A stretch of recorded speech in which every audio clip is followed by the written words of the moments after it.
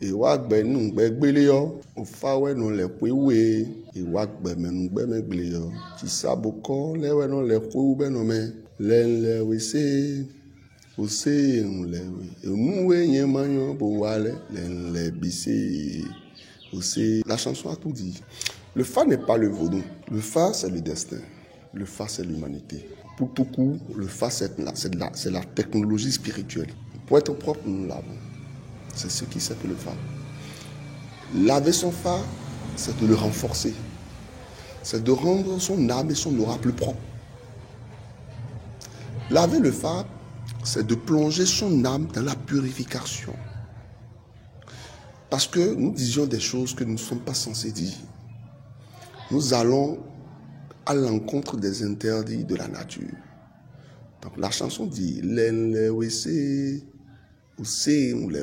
tout ce qu'on a fait par consentement et sans consentement, nous allons nous décharger de ça.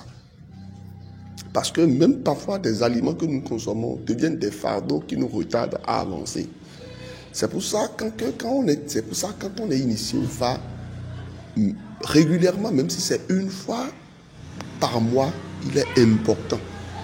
Quand vous abandonnez le phare, vous vous êtes abandonné spirituellement. Vous êtes ouvert à tout. Tout obstacle. Tout va tomber sur vous. Quand tu es initié au phare et que tu as ton phare, quand quoi soit ce qui arrive, ton phare doit être purifié chaque mois.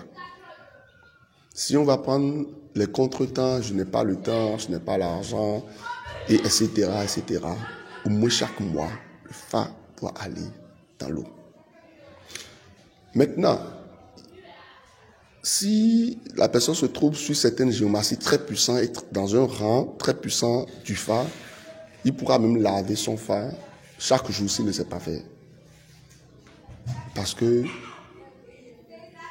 on peut laver le phare aujourd'hui et demain sur lui Adbassa, il demandera encore de rentrer dans l'eau. Moi, je lave mon phare chaque semaine. Et pas le laver seulement, que je lui fais des offrandes. Je lui donne soit un cabri, soit une dinde, soit un pigeon, soit un poisson. Ça dépend de ce que le phare mange.